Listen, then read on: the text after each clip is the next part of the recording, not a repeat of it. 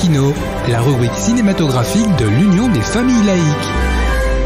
Avec Alain Defremont. Bonjour, vous êtes à l'écoute de Laïkino avec Frédéric et Alain pour la chronique cinématographique de l'UFAL. Bonjour Alain. Bonjour Frédéric, bonjour à tous. Une exposition est consacrée à Agnès Varda, à la Cinémathèque de Paris-Bercy. Tu peux nous en dire plus ? Agnès Varda, c'est une cinéaste française qui est décédée en 2019 à l'âge de 91 printemps. L'expression ici est employée en plein sens du terme, tant cette artiste était foisonnante, vivante et lumineuse. Née en Belgique d'un père grec et d'une mère française, sa famille fuit la Belgique en 1940 pour s'installer à Sète. En 1943, Agnès et sa famille montent à Paris et là, elle passe son baccalauréat puis son CAP de photographe en 1949. Elle se met alors à son compte et travaille en indépendante.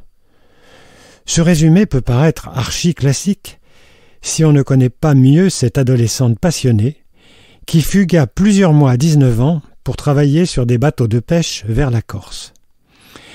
Mais revenons au début des années 1950, où elle achète 2 boutiques délabrées au 86 rue Daguerre, dans le 14e arrondissement. Là, elle y installe un studio laboratoire de photographie, et toujours en indépendante, elle travaille notamment pour les Galeries Lafayette et la SNCF. Pourquoi revenir sur ce mot « indépendance » ? Eh bien, après avoir vécu avec une femme, elle va avoir une liaison éphémère avec un acteur, avec qui elle aura sa fille Rosalie, qu'elle fera inscrire sur les registres d'état civil, née de père inconnu, profitant de l'absence du géniteur pour quelques jours. Elle travailla comme photographe pour le Festival d'Avignon avec Jean Vilar, puis pour le Théâtre National Populaire.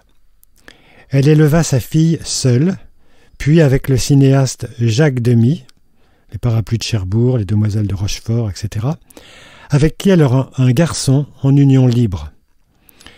En 1954, elle va ensuite faire ses débuts au cinéma en créant une société de production indépendante, au financement coopératif. Parmi ses films, on peut citer Cléo de 5 à 7, L'une chante, l'autre pas, Sans toi ni loi. Peut-on dire qu'elle a participé au mouvement de cinéma La Nouvelle Vague ? Oui, mais avec ses compères et amis Chris Marker et Alain Resnais, elle revendiquait plutôt l'appellation « rive gauche », plus politique. Elle fut également en pointe sur le mouvement féministe. Enceinte de son film Mathieu Demy en 1972, elle milita pour le droit à l'IVG, elle fut parmi les signataires des 343 salopes en 1971, et confia dans son film « Les plages d'Agnès » qu'elle avait prêté par 2 fois sa maison de la rue Daguerre pour des avortements clandestins.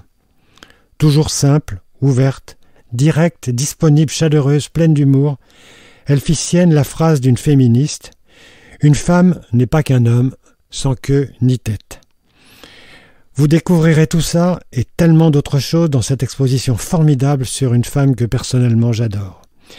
C'est jusqu'au 28 janvier 2024 à la Cinémathèque de Paris-Bercy. En attendant de nous retrouver, n'oubliez pas notre émission de balado-diffusion sur laicidad.ufal.org ainsi que sur le site ufal.org. Pensez aussi que nos activités ne sont possibles que grâce à vos dons et à vos adhésions. C'était Frédéric et Alain sur Laïkino. À bientôt. C'était Laïkino, la rubrique cinématographique de l'Union des familles laïques.